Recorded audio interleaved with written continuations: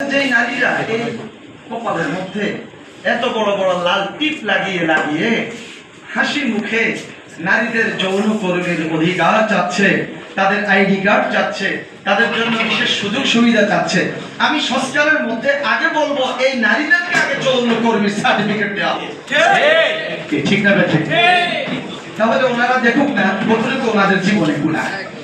সম্মানিত সুধী মণ্ডল, মুসলমানের দেশ, ইসলামের বিরুদ্ধে কোন প্রকার ষড়যন্ত্র অতীতে আমরা সহ্য করি নাই, করছি না, করবো না ইনশাআল্লাহ। নারী নীতি যেগুলো ইসলামের সাথে কন্ট্রাডিকশন রয়েছে সেগুলোর বিরুদ্ধে আমাদের প্রতিবাদ চলছে, চলবে, অব্যাহত থাকবে ইনশাআল্লাহ। এমনকি ডক্টর ইউনূস সাহেবের কাছেও আমরা আহ্বান জানাবো 24-এর গণ আন্দোলনে আজকে এখানে যারা স্টেজে আছে, যারা সামনে আছে, আমরাও কিন্তু গণ আন্দোলনে আমরা নিয়মিত ভূমিকা করছি। অতএব আমাদের আন্দোলন, আমাদের আঘাত, আমাদের ছেলেদের জীবন এর বিনিময়ে যারা আপনারা উপদেষ্টা আছেন আপনাদের কোনো ত্যাগ কোরবানি নেই, আপনাদেরকে এমনি এসে মেহেরবানি করে বসাই দেওয়া হয়েছে। অতএব বলে রাখবো, আমাদের মাথায় লবণ রেখে মজা করে বড়ই খাওয়ার চিন্তা করেন না। আমরা আন্দোলন করেছি, আমরা আন্দোলন শিখেছি, আমরা আন্দোলন জানি। নারী সংস্কারের নাম সহ আরো বিভিন্ন ধরনের যত ধরনের সংস্কার করতে যান, ইসলামের সাথে কোনো আঘাতে যাবেন, আপনার ঠিকানা ঠিক দিল্লিতে হয়ে যাবে। আসুন আমরা সবাই ঐক্যবদ্ধ থাকি, ওলামা ইকরাম ঐক্যবদ্ধ থাকি। আজকে ওলামা ইকরামের আহ্বানে আমাদের প্রাক্তন সম্মানিত মাননীয় বিচারপতি মহোদয় এসেছেন, সেনা কর্মকর্তা অবসরপ্রাপ্ত এসেছেন, ওলামা ইকরাম এসেছে। ভবিষ্যৎ নারী তো আমার মা, নারী কারা? নারী তো আমার বোন, নারী কারা? নারী তো আমার স্ত্রী, নারী কারা? নারী তো আমার মেয়ে। অতএব তাদের মর্যাদা তো আমরা চাই, আমরা চাইবো, এবং ইসলাম তাদেরকে মর্যাদা দিয়েও দিয়েছে।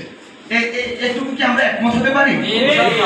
আচ্ছা, এবার আসুন তাহলে, আমি কি আমার মাকে, আমি কি আমার স্ত্রীকে, আমি কি আমার বোনকে, আমি কি আমার মেয়েকে যৌন কর্মী হিসাবে আমি আখ্যায়িত করতে পারি? আপনারা কি পারেন? আচ্ছা, শুধু মেহমান হয়ে আসলে হবে না, আপনাদেরকেও জায়গায় জায়গায় গুরুত্বপূর্ণ ভূমিকা ইসলামের পক্ষে রাখতে হবে। এমন নারীদেরকে নিয়ে এই নারী কমিশন করা হয়নি। অতএব এটি হচ্ছে নারী কমিশন বাতিল হওয়ার জন্য প্রধান কারণ। আমি মনে করি যে এই কমিশন বাতিল করা উচিত, যেহেতু আমাদের এই দেশের নারীদের প্রতিনিধিত্ব করে না এই নারী কমিশন। দ্বিতীয় যেটি বলতে চাই সেটি হচ্ছে যে আমরা একই পয়েন্টে অনেকে আলোচনা করছি, কিন্তু এখানে অনেকগুলো পয়েন্ট রয়েছে, এগুলো আমরা অনেকেই বিশ্লেষণ করেছি, অনেক অসঙ্গতি রয়েছে। একটি হচ্ছে আমাদের শরিয়ার দৃষ্টিতে অসঙ্গতি, আমাদের বাংলাদেশের সামাজিক দৃষ্টিভঙ্গিতে অসঙ্গতি রয়েছে।